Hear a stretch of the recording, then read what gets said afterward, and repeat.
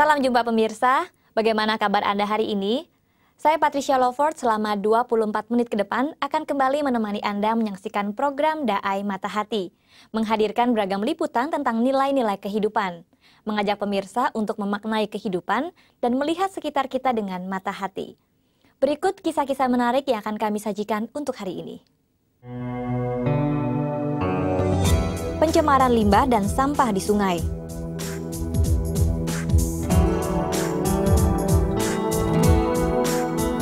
Jito Kasilo, pembuat lagu anak. Sungai pernah menjadi bagian vital dari kehidupan masyarakat Jakarta. Namun dalam perjalanannya, sungai semakin tak terpelihara akibat pola hidup warga, juga ketidakpedulian warga terhadap sungai. Padahal saat musim hujan seperti ini, warga di sekitar sungai biasanya menuai dampak dari meluapnya air ke pemukiman mereka. Bagaimana kondisi sungai di Jakarta? Berikut ini adalah laporan reporter Mata Hati tentang sungai di Jakarta yang semakin tercemar dan penuh limbah.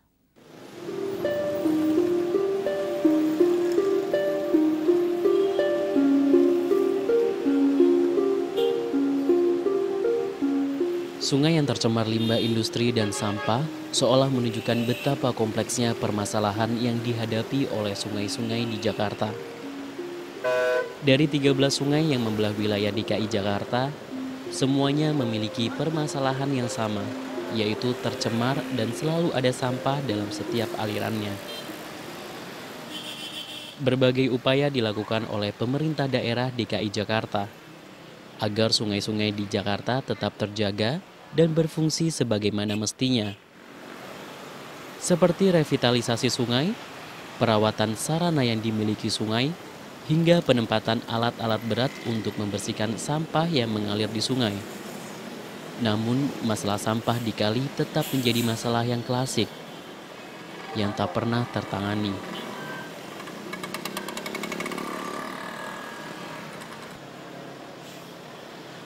Kali yang membelah Jalan Tubagus Angke di kawasan Jakarta Barat misalnya, menjadi salah satu kali yang tercemar di wilayah Jakarta. Aliran sungai yang berwarna hitam yang disertai dengan bau yang cukup menyengat sudah menjadi hal biasa di wilayah ini. Setiap hari, mesin-mesin pengangkut sampah beroperasi mengambil sampah yang melalui kali ini.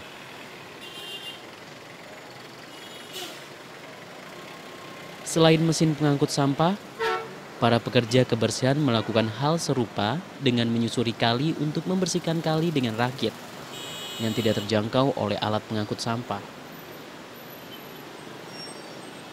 Banyak itu karena pembuangan warga, pedagang-pedagang yang di pasar itu kadang-kadang.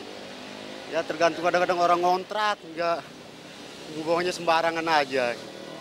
Kalau yang punya rumah netep mah kadang-kadang kan ada sampah dari Pak RT, Pak Lurah gitu. Ada gerobak-gerobak keliling itu.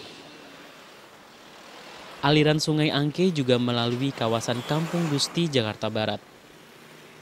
Di kawasan ini, aliran sungai bisa terbilang tidak mengalir lancar. Penyebabnya, apalagi kalau bukan sampah. Selain sampah, aliran sungai tersendat karena banyaknya permukiman liar di bantaran kali.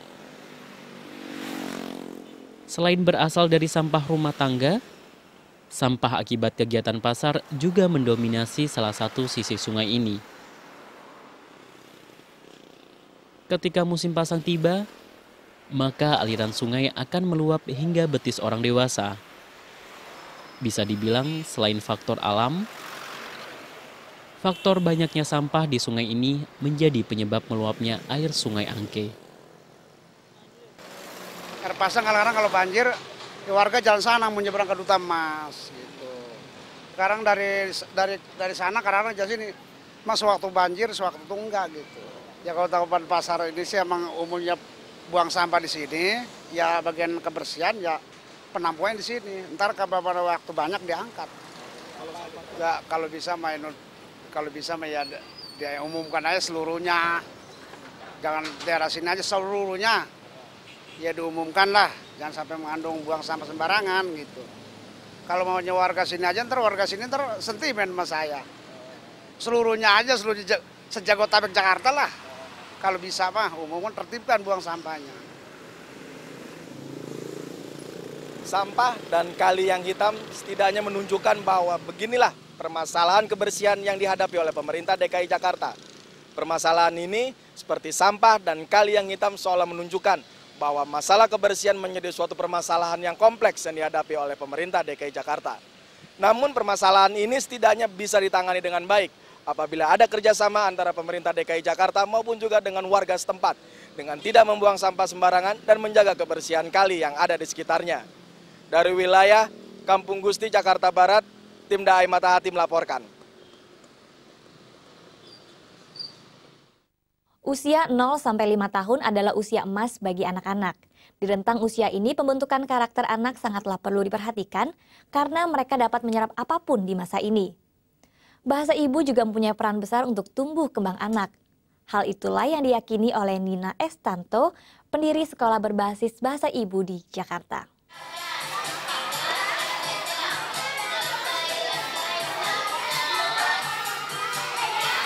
Lihatlah anak-anak ini.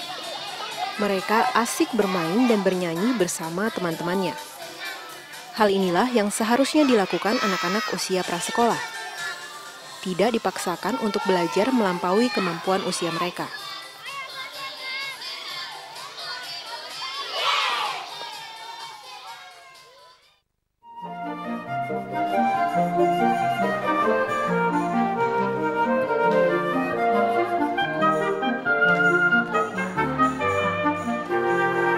Prinsip ini diyakini oleh Nina Estanto, pendiri Sekolah Putik, sebuah pusat edukasi prasekolah usia 1 hingga 5 tahun yang menggunakan edukasi berbasis bahasa ibu. Menurut Nina, menguasai bahasa ibu sejak usia dini adalah awal dari kecerdasan anak untuk menerima ilmu pengetahuan dan bahasa lainnya. Sebuah idealisme yang menjadi tonggak didirikannya Sekolah Putik pada tahun 2002. Idealisme ini muncul ketika Nina yang sebelumnya berprofesi sebagai wartawan melanjutkan kuliah di Skotlandia, Inggris, jurusan jurnalistik, Fakultas Sastra beberapa tahun sebelumnya.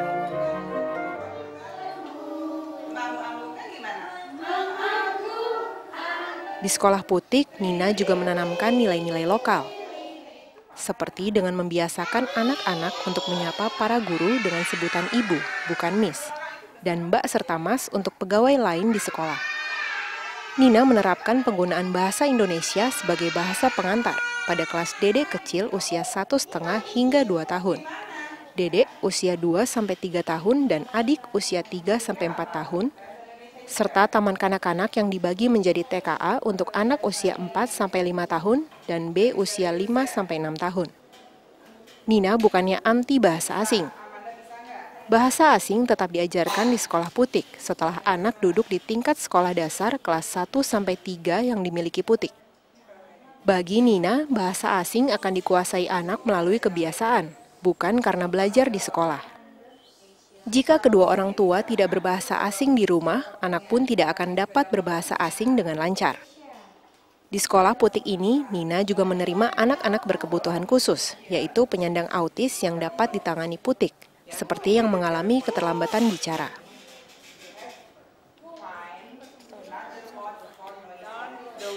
Kita lihat ternyata sebenarnya keterlambatan bicara yang dialami oleh anak-anak yang waktu itu ya kebetulan masuk di Putik itu sederhana kok. Pertama, orang tua nggak sabar memperkenalkan bahasa kedua pada mereka.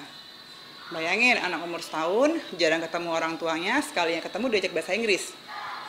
Ya kan, sehari-harinya dia sama eyang atau sama pengasuh yang bahasa Inggris juga sama sekali nggak tahu, tapi orang tuanya dengan rasa egonya supaya keren anaknya ketika ketemu di hari Sabtu ketika mereka nggak bekerja mereka ajak bahasa Inggris seperti itu. Ada juga nggak hanya bahasa Inggris, ada juga yang udah dari kecil udah harus 3 bahasa Mandarin, bahasa daerahnya mereka sama bahasa Indonesia. Ya bingung lah anaknya. Yang paling penting apa? Karena mereka jarang ketemu dengan anak ini. Nah itu yang kadang-kadang orang tua salah kaprah ya. Jadi mereka ingin memasukkan semua idealisme mereka dalam kepala ke dalam anak ini, tapi mereka nggak punya waktu. mereka hanya mewakilkannya pada pengasuh, mewakilkannya pada sekolah. Sementara ketika mereka punya waktu dengan anak-anak, mereka lupa bahwa ya itu semua itu perannya harusnya ada di tangan mereka. Bagi Nina, sistem pendidikan yang diterapkannya lebih menekankan pada pengembangan keterampilan sosial, seperti cara anak bersosialisasi atau berinteraksi dengan anak lainnya atau lingkungan sekitarnya, budi pekerti, dan agama. Di sekolah Putik, anak-anak juga diajarkan untuk bertoleransi terhadap perbedaan yang ada. Tantangan terbesar itu justru ketika mendidik guru dan meyakinkan orang tua akan konsep Putik. Nah, itu dua hal yang justru tantangan paling besar. Kalau untuk ke orang tua, saya lebih ke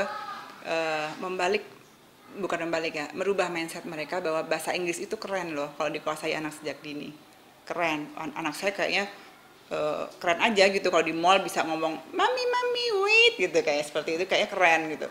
Dibanding melihat anak yang mama tunggu di sini ya, aku mau ke situ dulu, mama tunggu di sini ya gitu. Kayaknya lebih keren dengerin yang mami wait itu doang.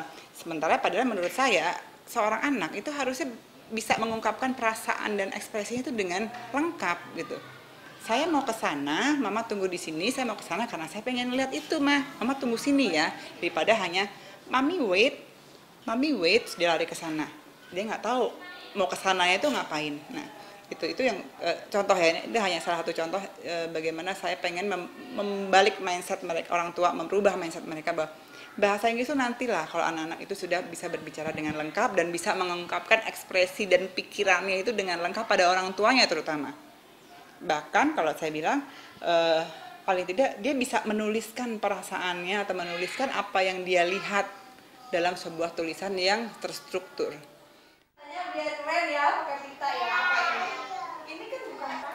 Nina memastikan tenaga pengajar yang mendidik anak-anak di sekolah yang didirikannya ini benar-benar memiliki hati untuk menjadi guru, sekaligus sahabat anak-anak. Karena tanggung jawab yang diemban menyangkut masa depan anak-anak. Manfaat sistem pendidikan yang diterapkan Nina di sekolah Putik juga dirasakan oleh orang tua murid.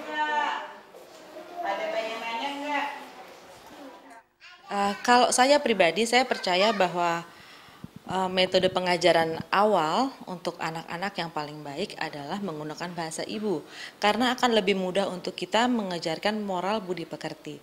Dan saya melihat banyak progres dari anak saya untuk kemampuan berbahasa Indonesia yang baik dan benar, dan juga untuk bertindak dan sopan santun sangat mudah diterapkan dan mereka mudah untuk mencernanya. Saya sih masih pengen untuk kedepannya gitu ya, ya itu tadi anak-anak Indonesia ini punya punya rasa bangga gitu bahwa dia itu orang Indonesia gitu. Dengan cara apa? Ya dengan cara mereka mencintai nilai-nilai lokal mereka sendiri. Jadi paling sederhana aja, mereka masa bangga memanggil bapak ibunya dengan ibu, bapak, ayah, bunda gitu loh, daripada dengan daddy atau mami gitu. Kayak keren gitu. Itu aja sih paling sederhana. Paling enggak mereka bangga ketika mereka harus bercerita dalam bahasa Indonesia yang terstruktur dibanding bahasa Inggris tapi cuma 2 menit misalnya gitu. Jadi itu sih keinginan saya. Tapi kalau yang kegunaannya itu ya paling tidak saya bergunalah buat orang-orang di sekitar saya, itu aja.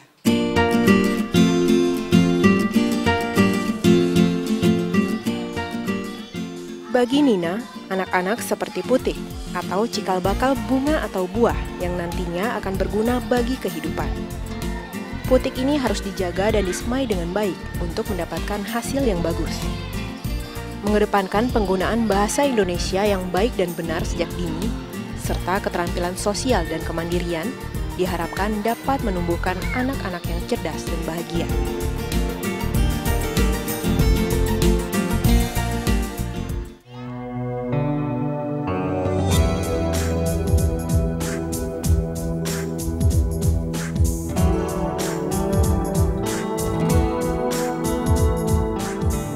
Lagu anak yang bertutur tentang moral dan edukasi semakin jarang diciptakan.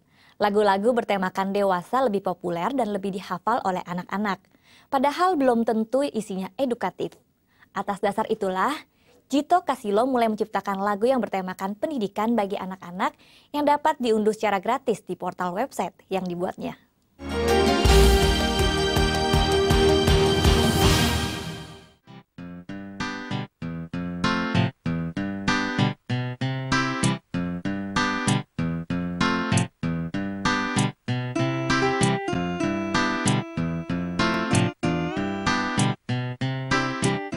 Anak-anak adalah peniru ulung. Apa yang dilakukan oleh orang-orang di sekelilingnya sangat gampang untuk ditiru oleh mereka. Lagu bisa menjadi media edukasi yang efektif untuk pembentukan karakter anak. Sayang saat ini lagu anak jarang didengar kecuali di bangku sekolah. Banyak anak-anak yang lebih hafal lagu-lagu orang dewasa yang terkadang kurang pantas untuk mereka nyanyikan. Tergerak untuk memberikan edukasi melalui lagu, Jito Kasilo meluangkan waktu di sela kesibukannya untuk menciptakan lagu anak. Pertama karena saya bisa bikin lagu. Ya, saya memanfaatkan apa yang saya bisa. Saya punya peralatan semua sederhana. Pertama itu. Kedua, misi awalnya tadi kan bagaimana saya ikut terlibat dalam membangun anak-anak Indonesia. Salah satu cara membangun itu adalah dengan melalui pendidikan. Pendidikan itu tidak harus di sekolah ya, di rumah juga bisa, di masyarakat juga bisa. Nah, kebetulan saya orang psikologi. Setahu saya, puncak kecerdasan manusia itu adalah ketika dia sedang fun, sedang senang. Baik itu orang tua maupun anak-anak sama. Ketika dia sedang senang, itu tingkat kecerdasan tertinggi. Kejeniusannya muncul di situ. Nah, lagu itu oleh para guru TK, playgroup, PAUD, itu seringkali kan dimanfaatkan untuk menciptakan suasana fun. Pada saat suasana fun itu lagi cerdas-cerdasnya anak, puncak kecerdasannya, disitulah nilai-nilai dimasukkan, pengetahuan dimasukkan. Jadi lagu itu luar biasa sekali. Pekerjaannya sebagai Strategic Planning Consultant di Wisapta Advertising tidak membuat ayah satu anak ini melupakan cita-citanya untuk turut mencerdaskan anak Indonesia melalui hobi menyanyinya. Entah bagaimana tiba-tiba saya kepikiran tentang lagu gitu loh. Anak-anak TK tuh sekarang kalau belajar pakai apa ya? Nggak ada lagu anak-anak. Guru-gurunya gimana ya? Mama, bapak mengajarkan sesuatu gitu. Dari situlah saya mikir, saya ingin ikut membenahi anak-anak Indonesia yang tidak punya lagu itu. Dan kebetulan saya hanya bisa bikin lagu. Saya bukan anggota DPR, saya bukan pejabat dan sebagainya. Maka saya mencoba berkolaborasi dengan beberapa orang. Misalkan cari insight ke guru TK, ke para orang tua. Dan semuanya mengatakan iya, anak-anak butuh lagunya. Kalau enggak selamat nih kasarnya gitu. Oke, akhirnya saya mulai bikin lagu anak-anak lagi, tapi belum tahu bagaimana menyalurkannya. Kalau cuma ke TK-TK, paling berapa TK yang saya bisa datangi. Akhirnya kepikir, wah kalau lewat website tentu lebih praktis. www.marinyanyi.com adalah halaman website yang memungkinkan pengunjung untuk memesan lagu dengan mengusulkan tema tertentu. Sekitar 63 lagu sudah diciptakan oleh Jito. Semuanya dapat diunduh secara gratis dari websitenya. Lebih dari 4.000 orang sudah mengunduh lagu dari website marimenyanyi.com.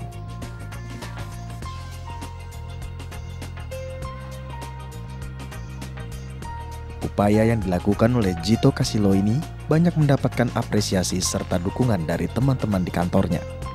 Mereka dengan sukarela mempromosikan portal website lagu anak-anak milik Jito kepada para blogger atau netter lainnya. Waktu ayah cerita soal proyek ini, saya sempat kagum adalah ya itu karena tadinya seorang ayah yang sosoknya sangat santai gitu ya. Sukanya lagu-lagu rock gitu, ternyata di balik itu beliaunya punya concern untuk ini anak-anak gitu, terhadap anak-anak gitu. Dan waktu ayah cerita juga ya apa ya, seneng aja gitu karena ya emang sekarang kan kasusnya anak-anak kecil itu lebih suka nyanyi lagu dewasa, lebih bangga nyanyi lagu dewasa, bahkan orang tuanya pun lebih bangga kalau anaknya bisa nyanyi lagu dewasa daripada lagu-lagu anak kecil. Tema yang sederhana serta lirik yang mudah dicerna oleh anak-anak adalah kekuatan lagu Jito.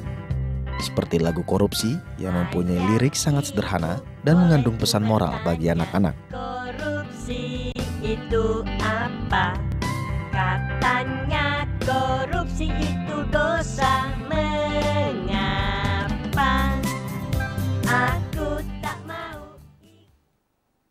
Lagu lain yang bercerita tentang tukang sampah dibuat oleh Jito Kasilo atas permintaan Oscar, salah satu pengunjung dalam website portal lagu anak-anak miliknya. Membersihkan lingkungan tak kenal lelah, mulai bekerja saat ku masih terlelap. Sebenarnya sih sebuah cerita tentang tukang sampah. Aku cuma bisa ngebuat liriknya, tapi kan nggak bisa buat lagunya. Jadi akhirnya coba nih, kira-kira kalau misalnya dikasih lirik ini mereka nerima atau enggak gitu kan. Buat aku pribadi adalah sebagai salah satu sarana mengembalikan orisinalitas anak-anak. Jadi anak-anak harus tetap menjadi anak-anak. Mereka nggak boleh jadi dewasa sebelum waktunya, gitu aja sih. Dengan dimulai dengan menyanyikan lagu anak-anak, karena lagu adalah menurut aku cara yang paling gampang untuk mengajarkan sesuatu dan caranya tuh menyenangkan, gitu. Pria yang akrab disapa Ayah ini berharap lagu-lagunya bisa lebih banyak dikenal oleh anak-anak Indonesia lainnya.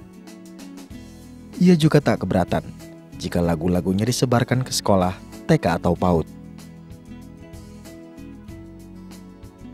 Tapi saya juga punya pesan untuk para orang tua di rumah yang kaitannya dengan lagu ini, yaitu tolong mari kita berbagi, belilah CD kosong, taruh lagu-lagu itu di CD, bagikanlah di TK-TK yang membutuhkan di sekeliling kita, ajak anak-anak untuk berbagi, diajak menyisihkan uang jajan.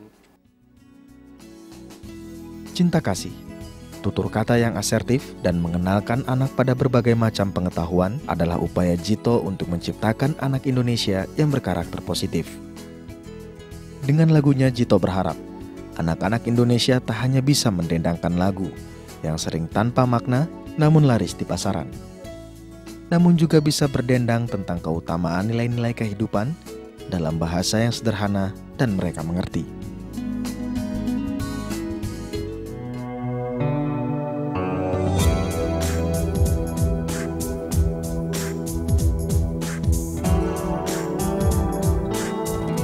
Pemirsa, demikian kabar kami untuk Anda. Jangan lupa untuk menyaksikan program Daai Mata Hati Senin sampai Jumat di waktu yang sama dan temukan kisah-kisah menarik lainnya. Jika Anda mempunyai kritik atau saran, silakan email di alamat berikut. Sekian perjumpaan kita, lihat sekitar kita dengan mata hati. Sampai jumpa.